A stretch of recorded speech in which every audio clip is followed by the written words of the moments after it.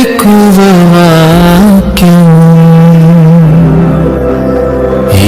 దైవవాక్యం వేకువవాక్యం ఇది దైవవాక్యం వేకువవాక్యం ఇది దైవవాక్యం వేకువవాక్యం ఇది దైవవాక్యం.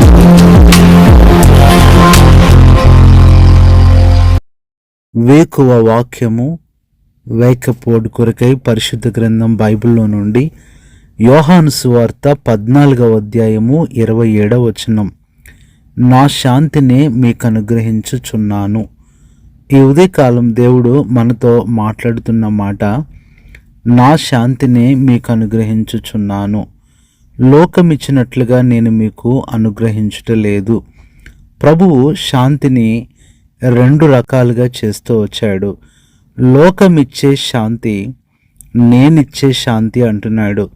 లోకమిచ్చే శాంతి అది తాత్కాలికమైన శాంతి. అది ఎప్పుడు పోతుందో, అది పోయినప్పుడు మనిషి జీవితం ఎంత ఘోరంగా తయారవుతుందో చెప్పడానికి వీల్లేదు. కానీ దేవుడిచ్చే శాంతి అనేది అది ఎప్పుడూ ఉండేది, శాశ్వతంగా ఉంటుంది. ఈ దినాన ఆధునిక కాలంలో మనుషులు ధనము, హోదా, ఆస్తి, ఐశ్వర్యాలు, సుఖభోగాలు అన్నీ కలిగి ఉంటున్నారు. కానీ అత్యంత కొరతగా ఉన్నది ఒకటే, శాంతి. జీవితంలో ఎంతో భయము, ఆందోళన, భవిష్యత్తు గురించిన చింత హృదయంలో ఎంతో కలవరాన్ని తీసుకుని వస్తుంది. ఇలాంటి సమయంలో ప్రభు ఇస్తున్న ఈ అమూల్యమైన వాగ్దానం మనల్ని ఎంతగానో ధైర్యపరిచేదిగా ఉంటుంది. ప్రభు ఇచ్చే శాంతి అనేది ప్రత్యేకమైనదిగా ఉంటుంది. ఈ శాంతి పొందినప్పుడు కలిగే నెమ్మది, కలిగే ఆ సంతోషం మాటల్లో వివరించలేనిది. ఈ ఉదయకాలం ప్రియ సహోదరుడా, మనుషులు నీకు శాంతిని ఇస్తానంటున్నారేమో, నమ్మవద్దు. పరిస్థితులు నీకు శాంతిని కలుగజేస్తాయని భ్రమపడవద్దు. శాంతి అనేది ప్రభు దగ్గర నుంచి తప్ప మరి ఎక్కడి నుంచి కూడా రాదు. కొన్నిసార్లు శాంతి అనే పేరు పెట్టుకొని కూడా శాంతి లేని జీవితం జీవిస్తున్న సహోదరులు ఎంతోమంది ఉన్నారు. ఈ ఉదయకాలం ప్రియ సహోదరి, దేవుడు నీతో మాట్లాడుతున్నాడు. నీకు శాంతినివ్వాలని ఆశపడుతూ ఉంటున్నాడు. శాంతి అనేది పరిస్థితులన్నీ మంచిగా ఉన్నప్పుడు, నెమ్మదిగా ఉన్నప్పుడు కలిగి ఉండేది కాదు. శాంతి అనేది పరిస్థితులు వ్యతిరేకంగా, ప్రతికూలంగా ఉన్నప్పటికీ కూడా నెమ్మదిగా ఉండటము, అది శాంతి. దేవుని యొక్క ప్రత్యేకత ఇదే. లోకంలో కలవరాల్లో, కష్టాల్లో ఉన్నప్పుడు ఎవరు శాంతిగా, శాంతంగా, ప్రశాంతంగా ఉండలేరు. కానీ దేవుని బిడ్డలు అలా ఉండగలరు. దేవుడు ఉంచుతాడు. ఉదాహరణకి చెప్పాలంటే కీర్తన 35వ కీర్తన 4-8వ వచనంలో దావీదు సౌలు చేత తరమబడుతూ కూడా తన హృదయంలో ఎంత శాంతి పొంది ప్రశాంతంగా ఉన్నాడు. నేను పండుకొని నిద్రపోయేదను అంటున్నాడు. ఎంత గొప్ప శాంతి దావీదు కలిగి ఉంటున్నాడు. శత్రువులు తరుముతున్నప్పటికీ కూడా అశాంతి అనేది తన దగ్గరికి రాలేదు. ఇది గొప్ప శాంతి.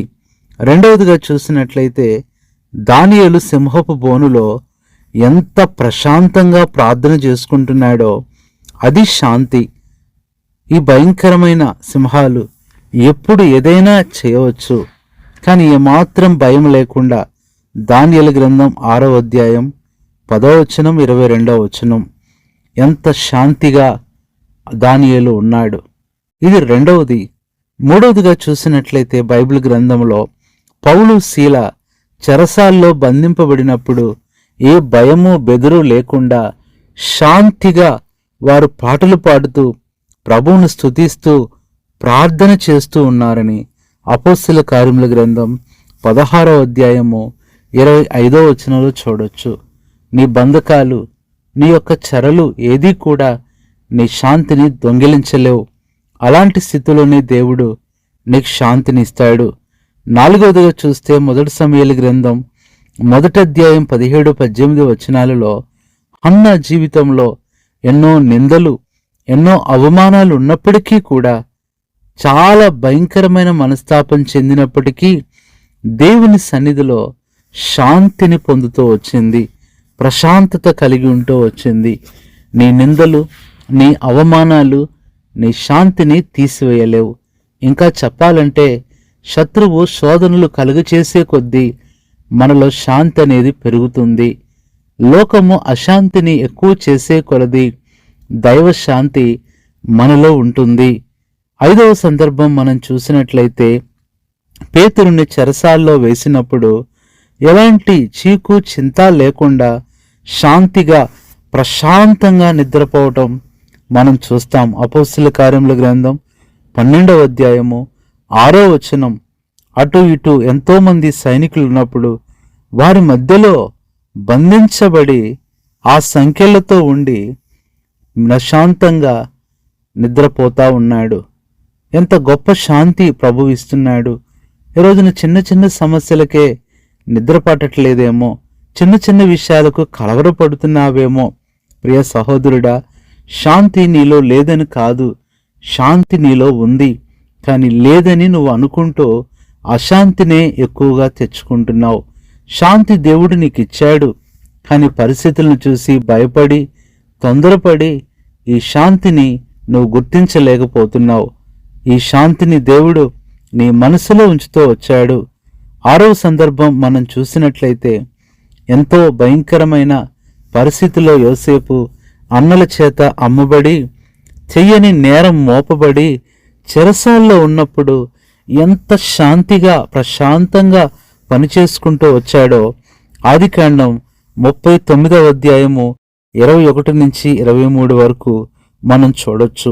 ప్రియ సహోదరి, నీ యొక్క ఇబ్బందులు, నీ యొక్క సమస్యలు, నీ మీద వచ్చే ప్రతి నిందలు కూడా నీ శాంతిని తీసివేయలేవని గుర్తుపెట్టుకో. దేవుడిచ్చే శాంతి ఇది. ఇది 6వ సందర్భంగా చూస్తున్నాం. 7వదిగా చూసినట్లయితే, ఎలీషా జీవితంలో 2వ రాజుల గ్రంథం 6వ అధ్యాయం 16-17 వచనాల్లో సిరియా సైన్యం పట్టణాన్ని చుట్టుముట్టినప్పుడు ఎలీషా సేవకుడు భయపడుతూ ఉన్నాడు. కానీ వారిని చూసి ఎలీషా ఎంత శాంతంగా ఉన్నాడు. నీ చుట్టూన్న సమస్యలను చూడొద్దు, నీలో ఉన్న ప్రభువును, ఆయనిచ్చే శాంతిని చూడు. ఇలా చెప్పాలి అంటే, నీకెదురయ్యే ప్రతి భయము కూడా నీకు శాంతినే కలిగిస్తుంది. నీకెదురయ్యే ప్రతి శోధన కూడా నీలో శాంతిని పెంపొందించటానికే. అనారోగ్యాలను బట్టి, బలహీనతలను బట్టి, ఎవరో ఏదో అన్నారని, డాక్టర్ గారు ఏదో చెప్పారని నీకు నీవు అశాంతిని కొని తెచ్చుకుంటూ నీలో ఉన్న శాంతిని కప్పిపుచ్చుకుంటున్నావు. ప్రియ సహోదరి, సహోదరుడా, నీ జీవితంలో ఈ అధిక శాంతి అనేది ఉంటుంది. ఈ శాంతి దినము కూడా పెంపొందించేదిగా ఉంటుంది. దిగులు పడొద్దు, బాధపడొద్దు.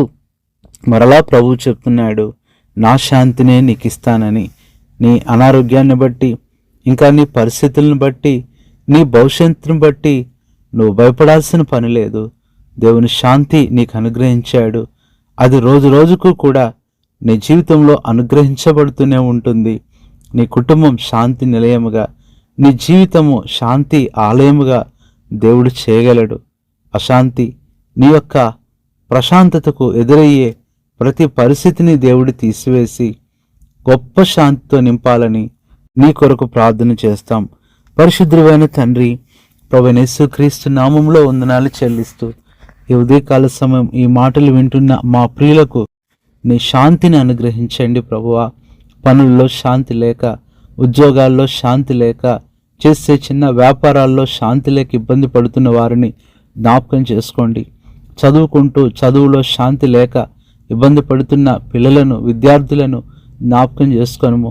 శాంతి అనేది ఇప్పుడే వారి జీవితాల్లో అనుగ్రహించి మీరు మహిమ పొందమని మా ప్రభువైన యేసుక్రీస్తు నామములో ప్రార్థిస్తున్నాము తండ్రి. ఆమేన్. మన తండ్రి అయిన దేవుని ప్రేమ, మన ప్రభువైన యేసుక్రీస్తు కృప, పరిశుద్ధాత్మ అన్యోన్య సహవాసం మీ అందరికీ సదాకాలం తోడై ఉండి శాంతితో నింపునుగాక. ఆమేన్. హృదలలో దాచుటకు కన్నీటినంతటిని తుడుచుటకు దినమంతా సిద్ధపరచుటకు దైవ చిత్తం గ్రహించుటకు హృదలలో దాచుటకు కన్నీటినంతటిని తుడుచుటకు దినమంతా సిద్ధపరచుటకు దైవ చిత్తం గ్రహించుటకు వేకువ వాక్యము